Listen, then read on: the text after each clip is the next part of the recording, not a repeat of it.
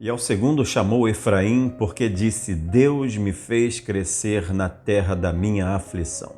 Responda para mim uma pergunta rápida. É possível crescer no meio da aflição? É possível produzir frutos em meio a dificuldades e problemas e questões do dia a dia?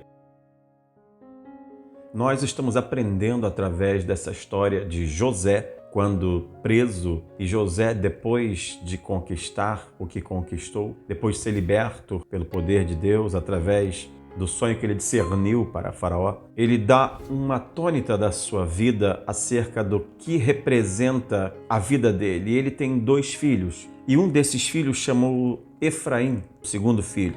E Efraim significa porque Deus me fez crescer na terra da minha aflição. E aí nós estamos aqui nos questionando, será que é possível a gente crescer na aflição? Obviamente, se nós formos lembrar da trajetória de José, das aflições que ele passou e daquilo que ele viveu sendo homem reto e justo diante de Deus, obviamente a gente vai pensar, por que estão acontecendo essas coisas conosco? Por que está acontecendo isto comigo? Por que estou passando por tudo isso, visto que estou tentando ser a cada dia uma pessoa justa, reta, fiel a Deus, e mesmo assim tudo errado me acontece? E aí a gente vai se questionando e questionando a Deus, e às vezes muitas pessoas não aguentam e saem da presença de Deus. Saem não somente da igreja, mas da presença do Senhor. Se desviam.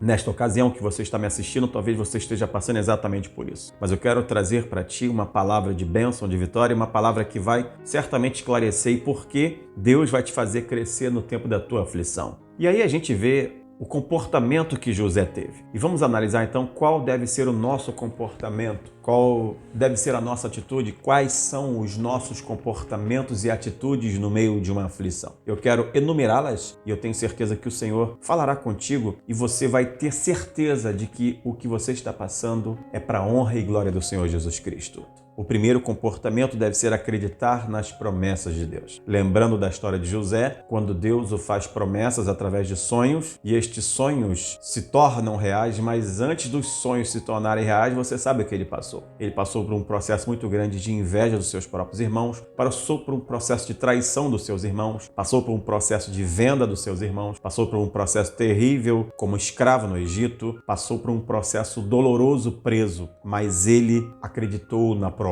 de Deus. Quando o Senhor faz promessa para mim e para você, nós passamos por processos dolorosos e terríveis, mas certamente se formos fiéis ao Senhor, Ele nos recompensará, nos abençoará, nos dará a sua bênção. Segundo comportamento, ser disciplinado na obediência a Deus. O que significa isso? Todas as vezes que eu me disciplino, eu coloco para mim horários, objetivos, situações e eu estou disciplinado a cumprir tudo aquilo rigidamente. Quando eu me disciplino a obedecer a Deus, independentemente do que aconteça na minha vida, eu vou obedecer a Deus. E quando eu obedeço a Deus, eu entendo que o melhor é sempre obedecê-lo, independentemente do que acontece comigo. Quando José se dedica a obedecer a Deus, ele sabe que o melhor está esperando por ele. Portanto, obedeça ao Senhor. Seja disciplinado na obediência a Deus e você verá o melhor acontecer sobre a tua vida. Não temas, porque o Senhor está falando contigo nesse momento. Terceiro comportamento, jamais negue a fé no Senhor teu Deus. Nós não podemos desacreditar e falar assim, não foi Deus que falou comigo, não foi Deus que me deu este sonho. Já pensou se José fala assim, não, Deus não me deu estes sonhos, Deus não me fez para ser vencedor, eu estou aqui preso, fui traído, fui vendido. Ele acreditou e ele não negou a fé. Ou seja, estamos passando por provas e lutas, você está passando por provas e lutas, mas você não vai negar a tua fé, você não vai apostatar, você não vai desistir, porque em meio a tudo isso o Senhor está te dando bênção. Você não está enxergando, mas o Senhor está te dando bênção. O Senhor está te dando forças para você não desistir e jamais negar a fé no Senhor teu Deus. Então, não negue a fé em Deus. Continue crendo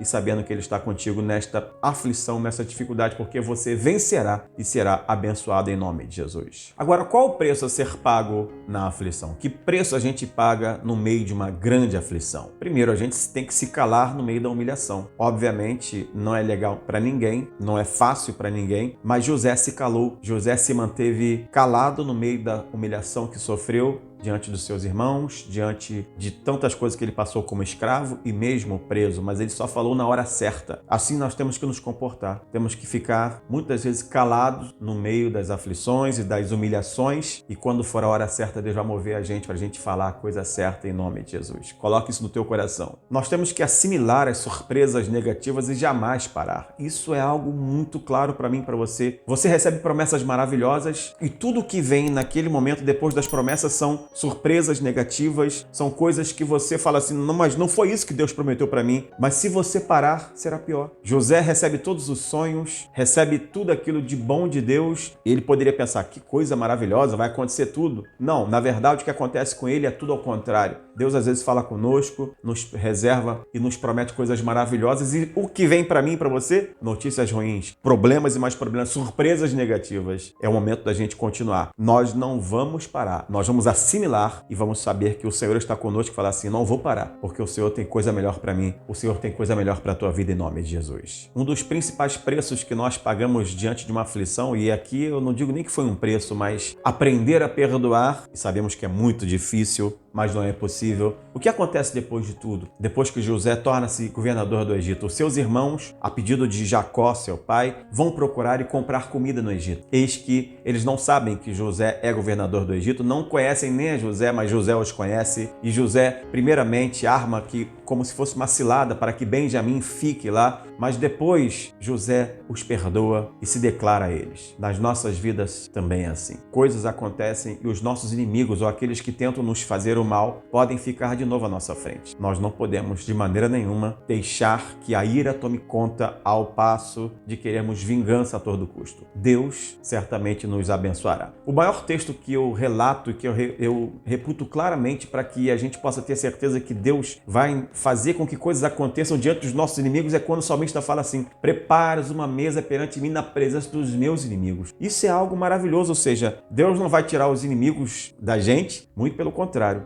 Deus vai fazer com que os teus inimigos vejam a tua vitória. A mesa que está posta na tua frente é a mesa que os teus inimigos vão ver e vão chegar à conclusão que não valeu a pena se levantarem contra ti, porque vão ver que o Senhor é contigo. Eu e você precisamos tomar duas atitudes muito básicas nas aflições. Vamos a elas. Primeira atitude, continue sonhando. José não parou de sonhar. Você não pode parar de sonhar. Mas, por favor, entenda que neste sincronismo, sonhos de Deus com os nossos sonhos, os sonhos de Deus têm que ser os nossos sonhos. Como José era um homem temente a Deus e voltado para o Senhor, ele sonhou os sonhos de Deus. Nós precisamos sonhar os sonhos de Deus. E para que a gente sonhe os sonhos de Deus, a gente tem que estar na presença de Deus, fazendo a vontade dele. Então, esteja na presença de Deus, faça a vontade dele e sonhe os sonhos de Deus. A segunda atitude, acredite que vai passar. Essa luta, essa prova, essa aflição, ela vai passar. O que levou José a ir até o fim? Acreditar que aquilo ia passar. Acreditar na promessa, mas ele acreditou que, acima de tudo, aquela prova, aquela luta, aquela aflição iria passar e que o Senhor iria abençoá-lo. É o que vai acontecer comigo e contigo. Eu só quero falar uma coisa para você profeticamente. Vai passar em nome de Jesus. Creia que o Senhor está preparando para ti momentos, lugares e situações bem melhores do que você imagina. E eu tenho certeza que Ele irá mostrar a glória dele nessa tua aflição. Creia em nome de Jesus. E eu quero terminar dizendo uma coisa para a tua vida. Se as vitórias estão demorando, é porque o Senhor está te preparando. É porque o Senhor está nos preparando para realmente recebermos o melhor de Deus, para realmente vivermos o melhor de Deus, para realmente tomarmos posse e jamais deixarmos aquilo que Deus certamente nos dará. Então creia nisso. Coloque no teu coração, viva o melhor de Deus. E se você chegou até esse momento do vídeo, você assistiu tudo, eu quero pedir para que você se inscreva no canal, para que você deixe teu comentário, comente